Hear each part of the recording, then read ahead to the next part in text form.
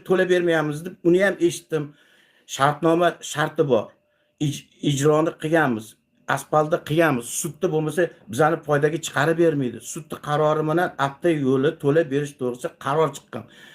Respublika MIPga beryapman. Viloyat MIPga beryapman. Prokuraturaga yozma ravishda, senatga boryapman. Prokuraturaga boryapman. Prokurorlar ham chiqyapti-da, migratsiya MIP rahbarlari ham chiqyapti. Zoir To'yich atiga sizni pulingizni berdirmayapti. Bu qasdi bormi, nimasi bor? Bu viloyat hokimi raspordeleniya qiladigan, tarqatadigan, pulni taqsimot qiladigan viloyat hokimidir. Viloyat hokimi prezident pul bergan, 150 milliard bilan 70 milliard bergan. U pulni mana biz 3 yil oldin bajarib bo'lganmiz, lekin maqsadli kelgan pulni maqsadsiz ketishiga Zoir To'yich anaqa mas'ul. Siz men bilmayman, men unaqa vaqtda yo'liga aralashmayman, unga aralashib kechirib qo'yasiz. Prezidentimiz siz vakilisiz. Siz bir vaqtda o'zida viloyat hokimisiz, senatsiz, ham deputatsiz, ham ijroni bir vaqtda o'zida ijroni ta'minlovchi va ijroni nazorat qilish organisiz. Kechirib qo'yasiz. Prezidentimiz sizga milliard pulni beryapti. Buni u yoqqa, bu yoqqa men bilan shartnoma bo'lgan, menga pul tush kerak. Mana Ohangaronda 1,5 milliard yutib oldik.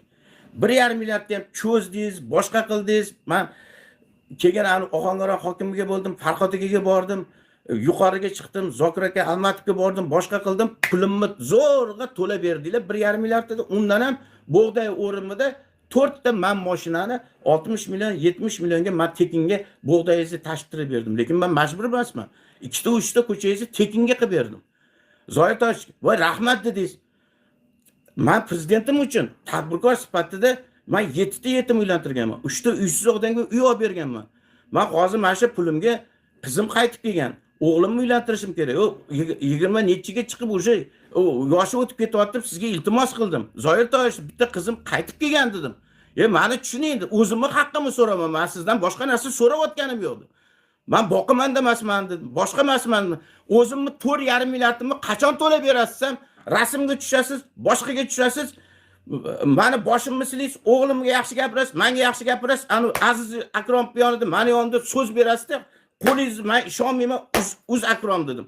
O'g'lim uz dedim. Uzdi 4,5 milliard 3 yildan beri aldab kelyapsiz. Siz moliyadan chiqqansiz. Pul qayerda kelib, qayerga ketishsiz, siz nazorat qilish organisiz. Men senatgacha ham bordim. Sizni qilmagan ish, tuman hokimi, viloyat hokimi ishlamagani uchun, hafta yo'lida o'zining majburiyatini bajarmagani uchun men nimaga prokuratura yuraman? Nimaga MIP yuraman? Nimaga senatga Tanzila Norboyevga borib